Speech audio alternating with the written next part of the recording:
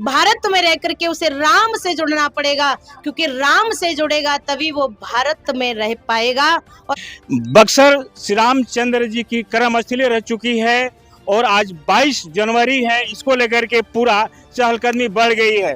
भारत के मानचित्र पर अलग पहचान बनाने वाला बक्सर जिला है, जो कि धर्म के नगरी कहा जाता है। यहाँ एक से बढ़कर एक संत मुनि महर्षि ऋषि भी आते रहते हैं।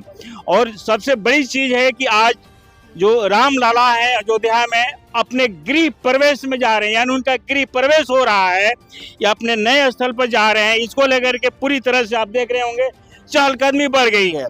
हर जगह जो देवी देवता हैं, मठ मंदिर है, धूप अगरबत्ती जलाई जा रही है। जो गंगा घाट है यहाँ स्नान करके लोग भक्ति भाव में रुचि रखते हैं। और ये बक्सर का जो ये दानी कुटिया है, यहाँ पर बंगला मुखी यज्ञ का आयोजन किया जा रहा है, ताकि जो ये बक्सर के धरोहर है, जो धर्म की नगरी है, इसका मर्यादा कायम रहे। इसको लेकर के यहाँ पर तरह तरह के अनुष्ठान किए जा रहे हैं। बड़े बड़े संत मुनि महर्षि का आगमन हो चुका है, कमल वाले बाबा भी आए हैं। और बताते चलें कि जो ये साध्वी सीमा सीधी किशोरी जी का भी आगमन हो चुका है, उनका प्रवचन सुन रहे होंगे। और उनसे भी हम जानने का प्रयास करेंगे कि भी जो अयोध्या में चल रही है उसका प्रभाव ये बक्सर में कितना पड़ने जा रहा है। पहले तो आपका पीएम तक में स्वागत है। जय श्री राम। धन्यवाद धन्यवाद। अयोध्या में धूमधाम से राम लाला का, पुरुषोत्तम श्री राम का वहाँ भक्ति भाव के साथ वो अपने नए गृह में जा रहे हैं, उनका स्थापना हो रही है। क्या बताएंगे इसके बारे में?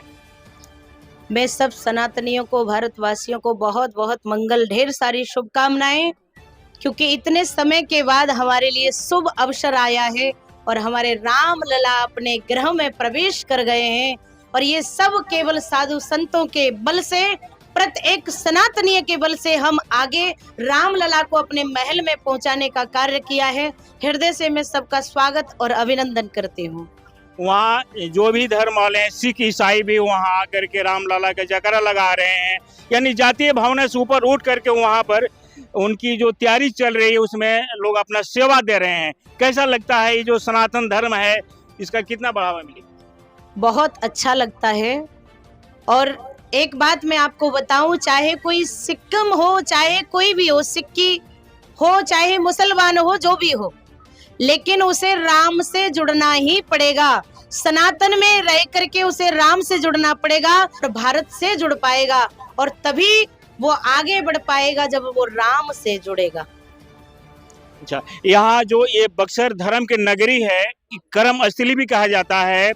जग जाहिर है कि यहाँ श्री रामचंद्र जी जग कहवाए थे पुत्र प्राप्ति को लेकर के। यहाँ जो एक तड़िकासुर थी उसका भी विध्वंस हुआ है, यानी बहुत लंबा इतिहास है बक्सर की धर्म की नगरी की। और उसमें भी गंगा तट पर है, अति पवित्र जो ये जगह देखी जा रही है, मतलब कि गंगा जी का रेत है, बालू है, पूरी तरह से पवित्र है। उसमें भी बंगला मुखी यज्ञ जो कि अति महत्वपूर्ण जगह है, इसका आयोजन की जा रही है। तो इससे जो सनातन धर्म के हैं उनको कितना इससे लाभ मिलेगा इस कलयुग में? बिल्कुल मिलेगा, क्योंकि लाभ के लिए ही ये बड़े बड़े आयोजन किए जाते हैं।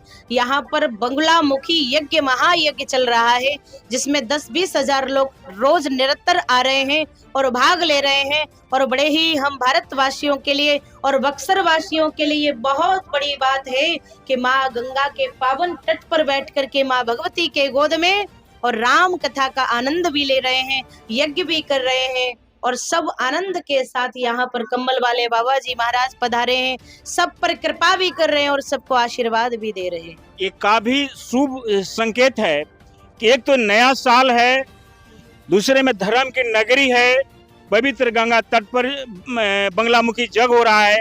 उसमें भी आप लोग जैसे साधु संत मुनि महर्षि जो सिद्धि प्राप्त जो लोग हैं उनका भी आगमन हो चुका है।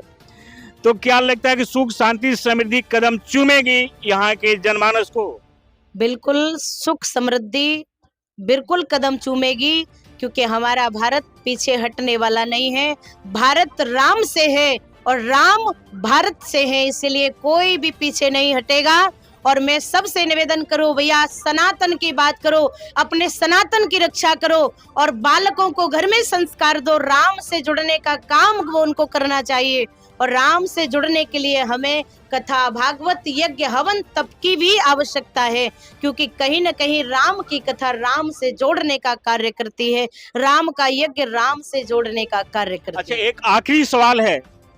ये कलयुग चल रहा है जहाँ भाई भाई को नहीं पहचानता है, बेटी बहन में फर्क मिटाना लोग भूल गए हैं, महाकलिकाल आ गया है। इस कलयुग में इस तरह का जग अनुष्ठान कितना प्रभाव डालेगा आम जनमानस पर? बिल्कुल प्रभाव डालेगा और डाल भी रहा है और हम देख भी रहे हैं, जगह जगह जाते हैं। और एक बात मैं आपको स्पष्ट कर दूं, लड़ाई झगड़े केवल उसी घर में होते हैं, उसी में वाद विवाद होता है जहां मेरे राम को नहीं मानते, जहां पर मेरे राम से दूरी बनी हुई है। और जो राम के करीब पहुंच गया उसमें कोई लड़ाई झगड़ा नहीं है, क्योंकि मैं हमेशा कहती हूँ, राम को जान लिया तो सत्य को जान लिया, और राम को जान लिया तो सनातन को जान लिया, और राम को जान लिया तो धर्म को जान लिया। और जिसने राम को जान लिया तो हमेशा के लिए लड़ाई झगड़े समाप्त हो जाते हैं। पीएम तक के माध्यम से जो लोग भी आपको देख रहे हैं, यहाँ भी संत समागम हुआ है, सब लोग आए हुए हैं दूर दराज पर जो फॉलो कर रहे हैं आपको, उनको किस तरह का सदुबाद मुबारकबाद देंगी आप पीएम तक के माध्यम से? मुबारकबाद, सबके लिए मंगल कामना है और राम का काम करो, राम काज किए बिना मोहे कहाँ विश्राम। राम का कार्य करो, राम की कथा सुनो, राम की कथा में लग जाओ और राम के काम में लग जाओ और राम के नाम में लग जाओ। आपका कल्याण हो जाएगा और निश्चित हो जाएगा, उसे कोई रोकने वाला नहीं है। चाहेंगे कि अपना परिचय भी बता दें? मैं श्रीधाम वृंदावन से ब्रजवासी साध्वी सीमा सिद्ध किशोरी जी। तो आप देख रहे हैं कि किस तरीके से साधु संत महात्मा यहाँ अपना अमृत वाणी से लोगों को लंभावित कर रहे हैं और यही कह रहे हैं कि राम से अगर हम जुड़ते हैं तो हमारी बहुत सागर में नैया जो है पार करेगी और हम उच्च शिखर पर रहेंगे, घर में सुख शांति और समृद्धि आएगी, लक्ष्मी की प्राप्ति होगी। बशर्ते ऐसे संत मुनियों का प्रवचन जरूर सुने और उन्हें इससे लाभ लें और आदर स्नेह के साथ ये समझें कि नहीं, राम पुरुषोत्तम हमारे अपने हैं, उनके सनिग्ध में रहें और ऐसे ऐसे जग अनुष्ठान में जाएं, भक्ति का जलवा बिखेरते रहें। तो फिलहाल इस खबरों के साथ बने रहें। पीएम तक के लिए मैं हूँ रामराज सिंह, बक्सर।